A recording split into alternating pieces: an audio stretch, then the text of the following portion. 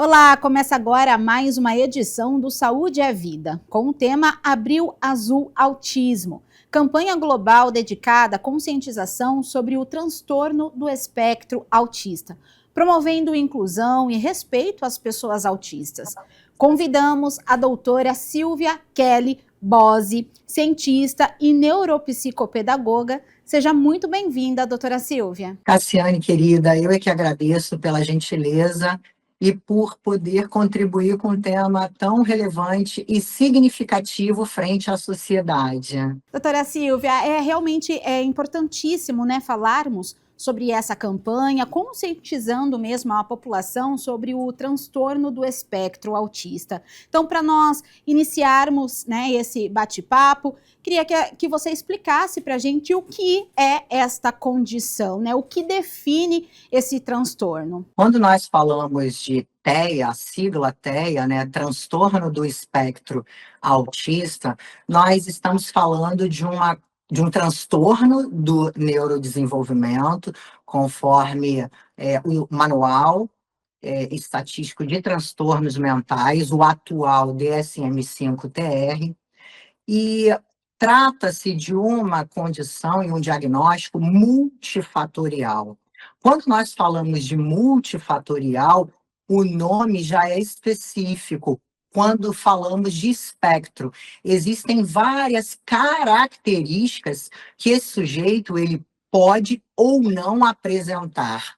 Então, são inúmeras características que devem ser preenchidas dentro dos critérios diagnósticos A e B, conforme o DSM-5-TR. Então, quando nós falamos sobre o espectro, é algo muito abrangente, características sutis, logo, precocemente, onde nós vamos observar através de comportamentos.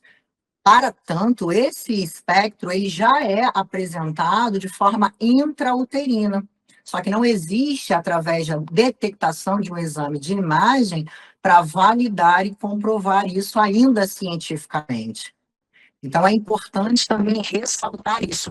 O transtorno do espectro autista é uma condição do neurodesenvolvimento com características específicas que devem ser preenchidas através de uma avaliação global do desenvolvimento. Doutora Silvia, falando sobre essa questão do diagnóstico, né? Como não existe um exame específico, então seria esse diagnóstico clínico mesmo, né? Uma observação de comportamento. Nessa questão, então, sobre a questão de ser já a pessoa, né? A criança já pode nascer com essa condição. Como que é feita essa avaliação, então, nessa primeira fase, né, nesse início aí da vida, falando sobre os bebês e crianças pequenas? Como que é feito essa clinicamente, né, essa observação e também os sinais que podem apresentar? Essa pergunta é extremamente importante, Cassiane, eu considero, porque é uma das dúvidas que mais eu recepciono aqui na minha clínica. Ou seja, como eu falei anteriormente, esse diagnóstico, além de multifatorial, ele é feito a partir do nascimento. Para tanto, o espectro em si, ele já é desenvolvido de forma intrauterina. Só que, como nós não temos um exame de imagem, existem sinais de comportamentos que essa criança ela vai apresentando ao longo do seu processo do desenvolvimento, onde ela ali, em determinados momentos e esferas do desenvolvimento, ela acaba não apresentando ou tendo um atraso nos marcadores biológicos do desenvolvimento.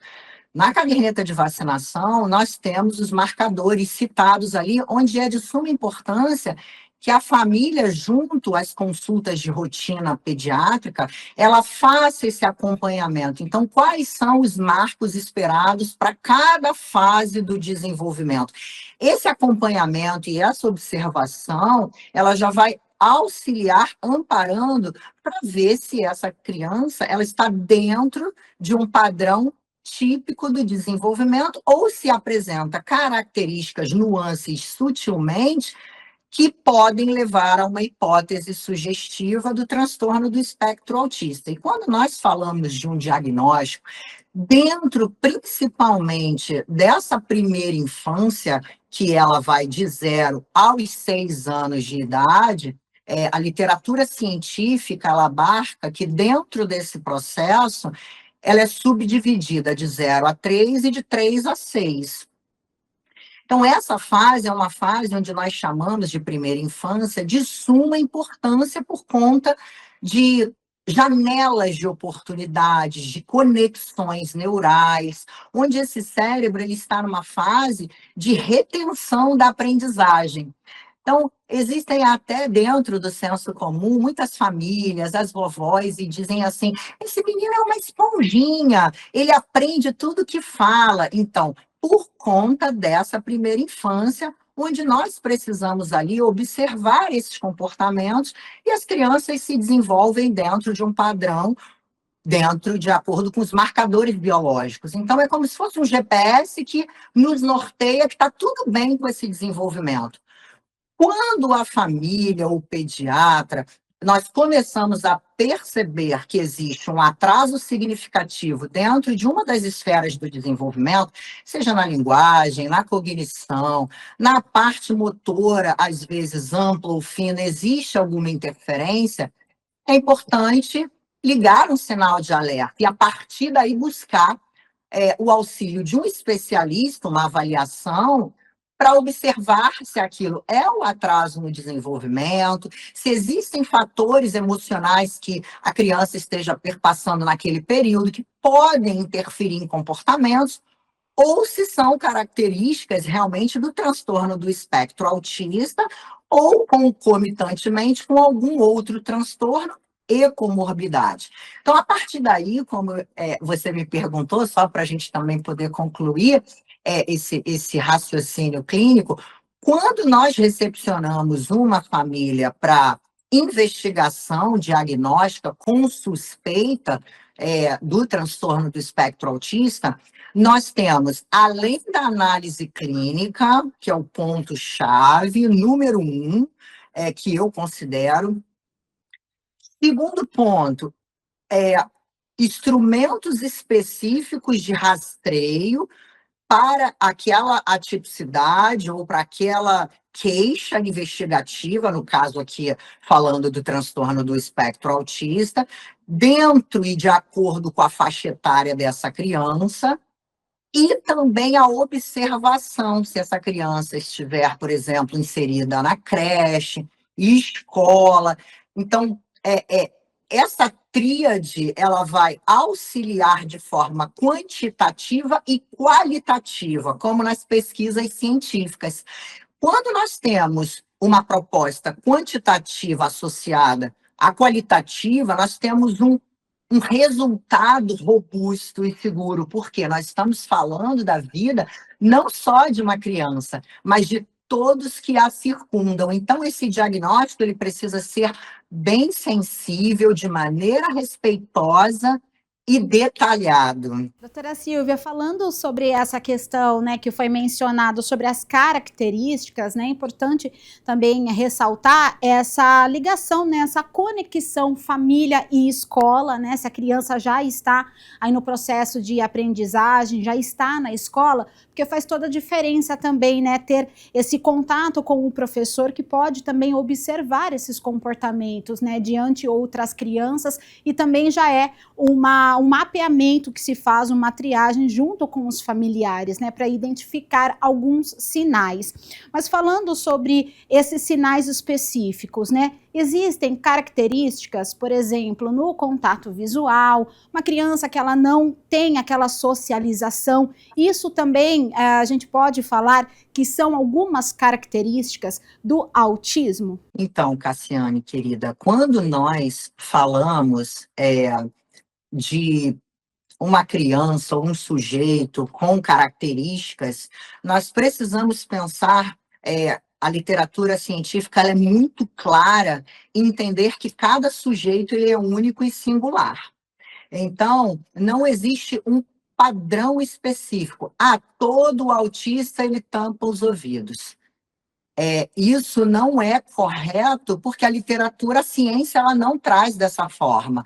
Algumas crianças podem apresentar determinadas características e outras novas características. O principal é, de forma sensível, única e singular, nós observarmos essas nuances. Como, por exemplo, existem crianças que têm uma menor frequência no contato ocular. Outras já apresentam uma menor sustentação. Então, são características que nós precisamos estar atentos. Padrões de comportamentos restritos e repetitivos, também estereotipados, eles não devem ser observados somente no movimento motor, como, por exemplo, flapping de mãos, girar em volta do próprio eixo. Algumas vão apresentar essas características e outras vão apresentar comportamentos padrões restritos, repetitivos e estereotipados, como, por exemplo, pular. Então, não significa que todas vão apresentar. Então, é um diagnóstico, uma observação extremamente minuciosa por conta dessas vertentes e camadas diversas, onde essa nomenclatura espectro, ela já fala e já traz essa preparação. E também, quando a gente fala de comportamentos motores restritos e repetitivos, nós temos que olhar também para pronúncias, porque nós temos o que chamamos de ecolalia, e essa termologia são repetições de palavras, sem uma funcionalidade, uma comunicação intencional. Pode haver casos de uma ecolalia, que nós chamamos de ecolalia remota, a reprodução da fala de um desenho que foi visto anteriormente, comportamentos de ir e voltar vendo o mesmo desenho, por exemplo. Então, existem diversas características, e quando nós citamos isso, nós estamos associando esse diagnóstico a um olhar multifatorial, amplo e extenso. Por isso a importância dele ser quantitativo e qualitativo. Tem crianças, por exemplo, que elas têm uma sensibilidade auditiva, então, diante de determinados estímulos do meio, apresentam comportamentos de sensibilidade. Então, elas colocam a mão no ouvidinho, algumas com barulho do liquidificador, outras com barulhos como o aspirador de pó, outras com crianças gritando. Então, essa triagem, a visitação escolar, se a criança estiver inserida, a aplicabilidade de instrumentos e questionários junto com a professora, isso são pontos de suma importância que vão reunir informações pontualmente para que a gente consiga fazer um diagnóstico assertivo. E, doutora Silvia, existem níveis, né, do autismo, do espectro, do mais leve até um caso mais grave, que vem também acompanhado de outras condições, por exemplo? Sim, Cassiane. O que antes era chamado de leve, moderado e grave, hoje nós temos o nível 1, 2 e 3 de suporte. Nível 1 é um suporte muito pontual, onde essa criança ela consegue se desenvolver dentro das suas esferas do desenvolvimento, ou seja, ela precisa de muito pouco suporte, né, dentro das rotinas diárias. Já o nível 2, ele está associado a um suporte substancial, pontualmente, onde essa criança ela necessita de um adulto sempre ali pontualmente com ela, direcionando dentro da cadeia de suporte, com pistas verbais, gestuais. E nós temos o nível 3 de suporte, né? onde o DSM-5-TR ele fala na nova atualização que essa criança ela precisa de um nível, necessita de um nível de suporte melhor elevado, mais elevado, ou seja, ela necessita de fato de um adulto direcionando e muitas das vezes, além do suporte parcial, um suporte total para as atividades do dia a dia, como, por exemplo, cumprimentar, entrar nos lugares, atividades de vida diária, trocar roupa, auxiliar no banho, ajudar na comida.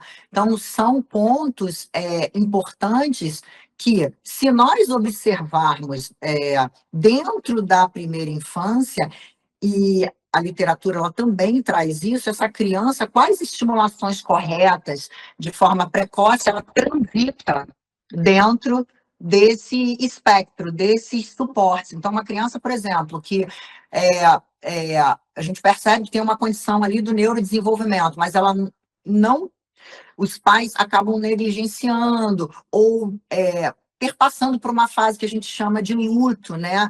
No processo de aceitação, essa criança ela vai acumulando atrasos e isso dificulta todo o processo do desenvolvimento dela. Então, por exemplo, ela pode estar no nível 1 e migrar para o nível 2 por conta da ausência da intervenção precoce, como também do nível 2, nós aproximarmos ela do nível 1, porque ela está ali sendo amparada, acolhida com uma intervenção assertiva, direcionada, com base em ciência, precocemente. Isso é algo que eu entendo que seja extremamente importante, até para que as famílias possam estar atentas a esses sinais de forma sutil, muitas das vezes, mas precocemente. Doutora Silvia, é muito interessante, né, falarmos sobre essa questão da intervenção precoce, porque atualmente, né, tem até um censo, né, aqui no Brasil, que divulgou, né, dados recentemente desse aumento dos diagnósticos, né, no caso dos autistas, principalmente também na fase adulta. Muitos adultos hoje, eles percebem, né, eles comparando como que foi a infância, eles mesmos se identificam como autista, por essa questão talvez da intervenção precoce que não houve, e hoje eles automaticamente já se diagnosticam, né? Diagnosticam com com um grau de autismo. Você acredita que é por conta desse desafio mesmo de não se ter esse diagnóstico precoce para um tratamento adequado? Quando nós falamos da ausência de um diagnóstico precoce, nós precisamos, primeiro, hoje a sociedade ela populariza determinadas questões, né? Aquele rapaz deve ser autista. Então, primeiro, esse sujeito, o diagnóstico ele não vai pontualmente definir quem esse sujeito vai ser. Ele vai agregar ali em fatores sociais, claro, é importante, principalmente para esse sujeito, entender determinadas questões, mas eu costumo dizer que ele não vai definir quem esse sujeito vai ser. Então, as intervenções, o diagnóstico precoce, ele é pontual. E um outro ponto que me chama muita atenção é que, geralmente, pais, famílias que estão investigando esse processo precocemente dos filhos, eles entendem, muitas das vezes se identificam. E isso acontece muito pela questão da psicoeducação, do conhecimento que tem sido trazido, o avanço dos estudos, a ciência. Agora, essa pesquisa e esse número, através do censo, né, do IBGE, que trouxe isso também de forma muito expressiva, o que antigamente era feito através do CDC, que é um Centro de Doenças e Controle, de Prevenção e Controle dos Estados Unidos, onde nós conseguimos acompanhar essa crescente. Então, com essa crescente, e agora esse número validado aqui no Brasil, principalmente extremamente expressivo, nós entendemos que existem algumas vertentes que estão sendo promovidas socialmente, como, por exemplo, a formação de mais especialistas na área, é, o, o trazer de mais instrumentos específicos, principalmente validados e traduzidos aqui no Brasil, o que antes nós não tínhamos, eram instrumentos para um outro estilo de população lá fora. Então, isso também contribuiu e vem contribuindo para um diagnóstico quantitativo e qualitativo, diagnósticos específicos dentro da primeira infância, adolescente e fase adulta. Então, existem informações, acesso a informações claras e objetivas. O importante aqui, no meu pensamento e dentro da minha prática clínica, é nós, se percebermos que existem questões comportamentais, de rigidez cognitiva, inflexibilidade, padrões comportamentais, buscar a ajuda de um profissional que possa auxiliar e amparar, se for sugerido a questão do diagnóstico. E psicoeducação, as escolas mais capacitadas, os professores também, buscarem, porque na formação de base é uma matéria que não é inclusa, é uma especialidade, então, quanto mais informação for levada a políticas públicas, né, para a informação voltada à sociedade, capacitação de professores, eu acredito que mais diagnósticos eles vão ser validados nesse sentido, porque existe também uma questão genética.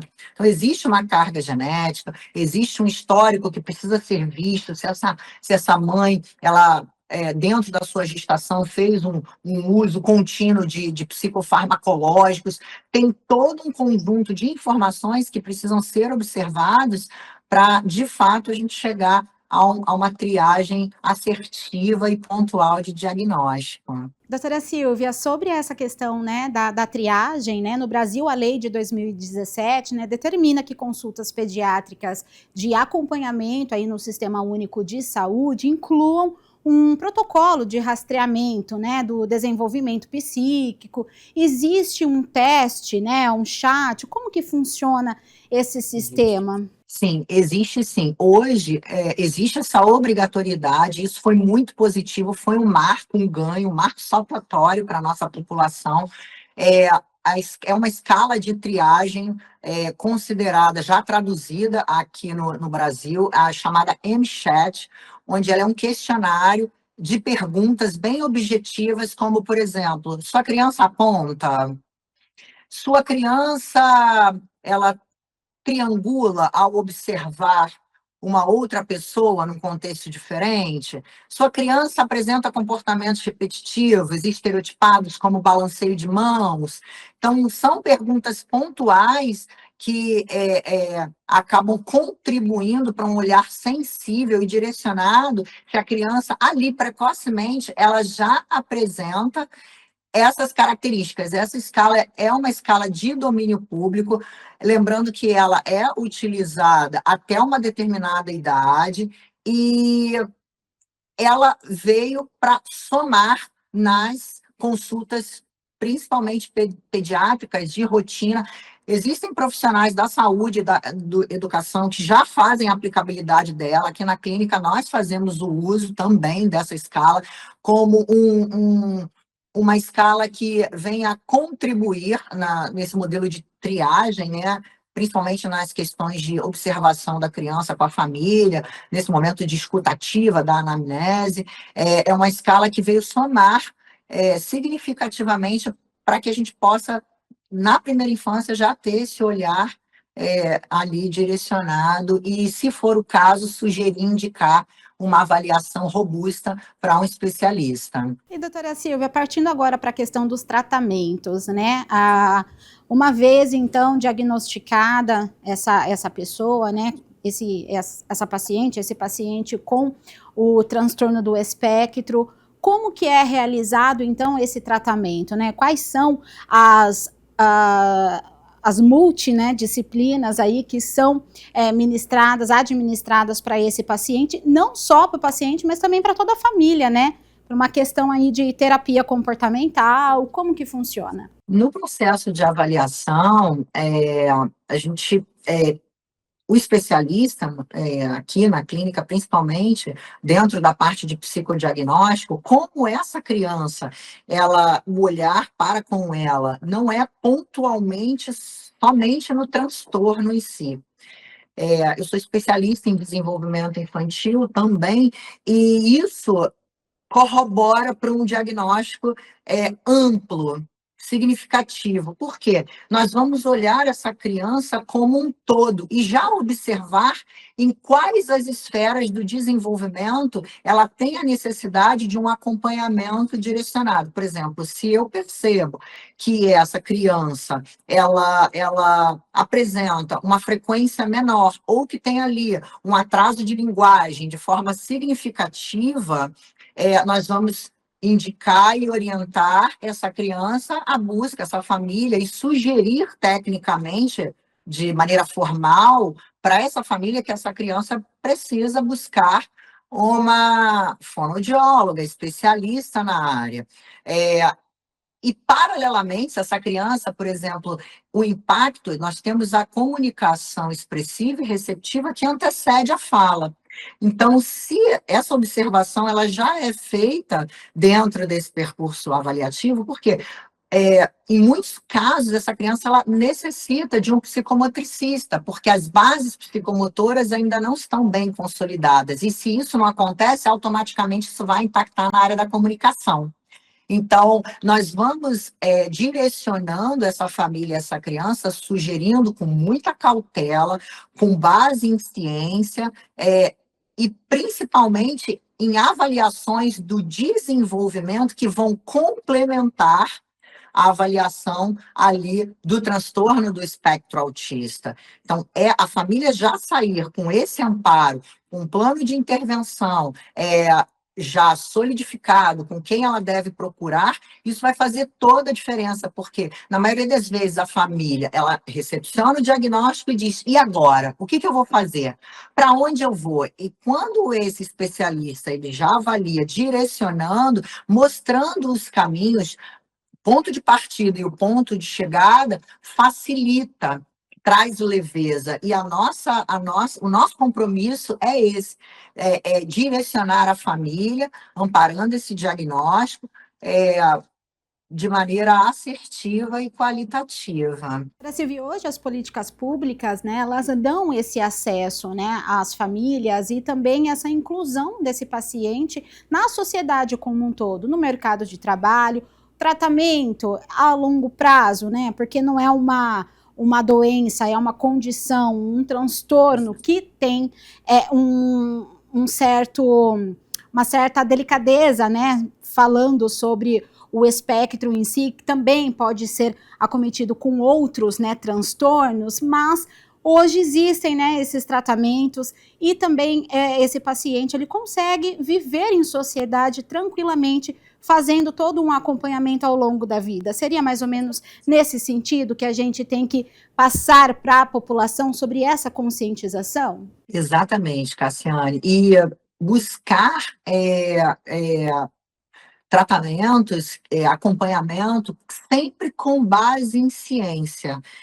E isso também é de suma importância, né? Existem várias camadas e teorias que são comprovadas cientificamente, como, por exemplo, terapia cognitivo-comportamental, a análise do comportamento, a ciência ABA, que é muito específica também, direcionada, a teoria psicanalítica, existem diversas teorias que são embasadas cientificamente e que têm comprovação na melhora e progresso desse paciente de forma longitudinal.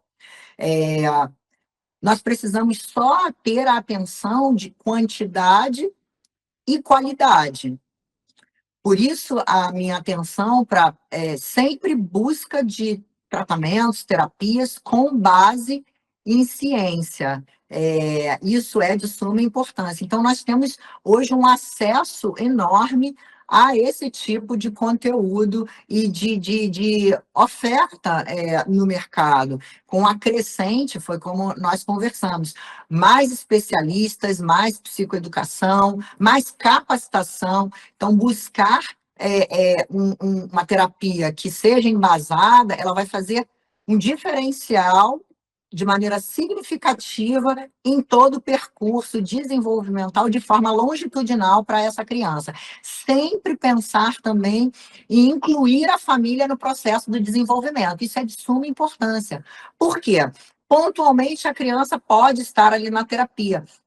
Cientificamente, diferente de antigamente, a ciência comprova hoje que a família, ela é a principal peça-chave do processo do desenvolvimento. Então, ela precisa participar, ela precisa entender, ela precisa ter dever de casa para replicar esses comportamentos em ambientes que nós chamamos de ambiente fora do setting terapêutico, fora do ambiente clínico, em contextos naturais, na casa do vovô, da vovó, no shopping, no parque, no cinema, seja em lugares diversos, fora do contexto clínico, onde essa família ela vai se sentir empoderada, potencializada com o time de supervisão, ajustando comportamentos dessa criança para que cada vez mais essa criança seja inserida junto à sociedade, não excluída. Eu recepciono muitos casos aqui onde a família, ela por um período, eu deixo de levar em tal lugar porque eu não sei, ele vai chorar, ou ele vai ter uma crise comportamental, eu não sei como fazer.